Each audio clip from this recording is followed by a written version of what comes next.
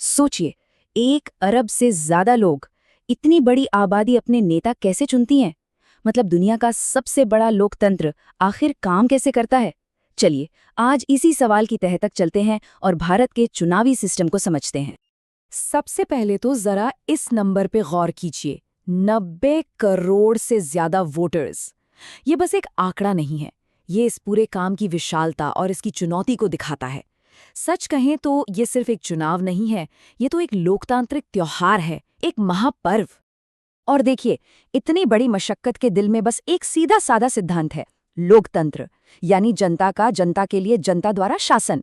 एक ऐसा सिस्टम जो ताकत लोगों के हाथ में देता है, और इस ताकत को इस्तेमाल करने का जरिया वो है चुनाव। तो बात साफ है, चुनाव ही वो बुनियाद है जिस पर हमारे लोकतंत्र की पूरी इमारत टिकी है। सीधे शब्दों में कहें तो चुनाव वो तरीका है जिससे नागरिक सरकार चलाने के लिए अपने नुमाइंदों को चुनते हैं। अब सवाल ये उठता है कि भारत में ये होता कैसे है? यहाँ पर ना मुख्य रूप से 2 अलग-अलग चुनावी तरीके इस्तेमाल होते हैं। चलिए, पहले सबसे आम वाले को समझते हैं। इस सिस्टम का नाम है फर्स्ट पास्ट द पोस्ट, या शॉर्ट में कहे तो FPTP। इसका फंडा बहुत सिंपल है, बिल्कुल एक रेस की तरह, जो सबसे आगे रहा वही सिकंदर। इसका मतलब ये हुआ कि किसी भी इलाके में जिस उम्मीदवार को सबसे ज्यादा वोट मिल गए, बस वही जीत गया, भले ही उसे 50% वोट ना मिले हों।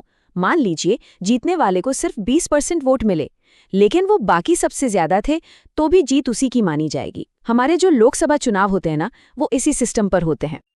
पर सवाल ये है कि भारत ने आखिर इसी सिस्टम को क्यों अपनाया? देखिए, इसके पीछे कुछ बहुत ठोस वजहें थी। पहली बात, ये बहुत ही सरल है, समझने में आसान। आज़ादी के बाद देश में हर किसी के लिए इसे समझना जरूरी था। दूसरी वजह, इससे अक्सर एक पार्टी को बहुमत मिल जाता है, जिससे एक स्थिर सरकार बनती है। और तीसरी, हर इलाके का अपना एक सीधा प्रतिनिधि होता है, जिसकी जवाबदेही तय होती है। और हाँ, ये सिस्टम थोड़ा बहुत ब्रिटिश दौर से जाना पहचाना भी था। लेकिन यहाँ एक बड़ा सवाल खड़ा होता है, क्या सबसे आगे होने का मतलब हमेशा सही मायने में जीतना है? सोचिए, अगर जीतने वाले को सिर्फ 20% वोट मिले, तो बाकी 80% लोगों का क्या, जिन्होंने उसे वोट नहीं दिया? बस इसी सवाल का जवाब देने के लिए एक दूसरा सिस्टम मौजूद है, और ये सिस्टम है प्रोपोर्शनल रिप्रेजेंटेशन, यानी PR, जिसे हिंदी में कहते हैं आनुपातिक प्रतिनिधित्व। अब यहाँ पर खेल बदल जाता है। यहाँ रेस में सबसे आगे आने की बात नहीं है, यहाँ बात है अनुपात की, यानी प्रपोर्शन की। इसे आसान भाषा में समझें तो अगर एक पार्टी को पूरे देश में 30% वोट मिलते हैं, तो उसे संसद में सीटें भी लगभग 30% ही मिलेंगी। इससे ये पक्का हो जाता है कि हर वोट की अपनी एक कीमत है, कोई वोट बेकार नहीं जाता। भारत में ये सिस्टम राज्यसभा, यानी हमारे संसद के अपर हाउस के चुनावों में इस्तेमाल होता है। और ऐसा क्यों? ताकि जो छोटी छोटी पार्टियां हैं, जिनकी आवाज़ SPTP सिस्टम में कहीं खो सकती है, उन्हें भी सदन में अपनी बात रखने का मौका मिले। अब इसका तरीका थोड़ा सा पेचीदा है, जिसे सिंगल ट्रांसफरेबल वोट कहते हैं। इसमें वोटर, जो कि विधायक होते हैं, किसी एक कैंडिडेट को वोट नहीं देते। वो अपनी पसंद के हिसाब से कैंडिडेट्स को रैंक करते हैं कि ये मेरी पहली पसंद है, ये दूसरी, ये तीसरी वगैरह। और इसका सबसे बड़ा फायदा, अगर पहली पसंद वाला उम्मीदवार जीत गया या बाहर हो गया, तो वोट बेकार नहीं जाता, वो अपने आप दूसरी पसंद वाले को ट्रांसफर हो जाता है। इस तरह हर वोट का पूरा पूरा इस्तेमाल होता है। तो अब हमारे सामने 2 बिल्कुल अलग-अलग चुनावी सोच हैं। एक तरफ FPTP, जो स्थिरता पर जोर देता है और वोटर्स का अपने प्रतिनिधि से सीधा लिंक बनाता है। वहीं दूसरी तरफ है PR, जो हर पार्टी को उसके वोट शेयर के हिसाब से सीटें देकर ज़्यादा निष्पक्ष प्रतिनिधित्व को बढ़ावा देता है। भारत की खूबसूरती इसी में है कि उसने अपनी ज़रूरतों के हिसाब से इन दोनों का एक मिला-जुला रास्ता निकाला है। बिल्कुल सही कहा गया है, चुनाव लोकतंत्र की रीढ़ हैं। पर सवाल ये है कि इस रीढ़ की हड्डी को मजबूत और सीधा रखने के लिए, यानी चुनावों को निष्पक्ष बनाए रखने के लिए, क्या इंतजाम है? इसके लिए हमारे पास 2 बहुत ज़रूरी चीज़ें हैं। एक तो है निष्पक्ष अंपायर, और दूसरा खेल के कुछ खास नियम। और इस पूरे चुनावी खेल का अंपायर कौन है? वो है भारत का चुनाव आयोग, यानी इलेक्शन कमीशन ऑफ इंडिया।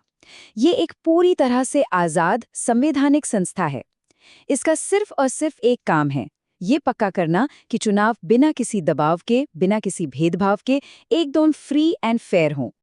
और इसके पास ताकतें भी जबरदस्त हैं। वोटर्स की लिस्ट बनाने से लेकर पार्टियों को मान्यता और चुनाव चिन्ह देने तक, और सबसे जरूरी आदर्श आचार संहिता यानी मॉडल कोड ऑफ कंडक्ट लागू करने तक सब कुछ चुनाव आयोग ही देखता है। सच तो ये है कि इसकी आज़ादी और ताकत ही हमारे लोकतंत्र की असली मजबूती है। अब आते हैं निष्पक्षता के दूसरे अहम नियम पर, आरक्षण प्रणाली। ये एक ऐसा इंतजाम है जो ये सुनिश्चित करता है कि जो समुदाय ऐतिहासिक रूप से हाशिए पर रहे हैं, उन्हें भी देश चलाने में यानी राजनीति में बराबरी का मौका मिल सके। अगर हम आंकड़ों पर नजर डालें तो लोकसभा की कुल 543 सीटों में से 84 सीटें अनुसूचित जातियों यानी एससीज के लिए और 47 सीटें अनुसूचित जनजातियों यानी एसटीज के लिए आरक्षित हैं। इसका मतलब ये नहीं कि इन सीटों पर सिर्फ वही लोग वोट डालते हैं। नहीं, वोट सब डालते हैं, लेकिन चुनाव लड़ने वाला उम्मीदवार सिर्फ इन्हीं समुदायों से हो सकता है। ये इसलिए ताकि संसद में उनकी आवाज हमेशा बुलंद रहे। तो इन सारे सिस्टम्स, नियमों और संस्थाओं को मिलाकर जो तस्वीर बनती है, उससे आखिर हम क्या समझें? एक वोट की कीमत क्या है? देखिए, ये मानना भी जरूरी है कि हमारा सिस्टम परफेक्ट नहीं है। आज भी कई बड़ी चुनौतियां हैं, जैसे चुनावों में पैसे का बढ़ता जोर या फिर सरकारी मशीनरी के गलत इस्तेमाल का डर।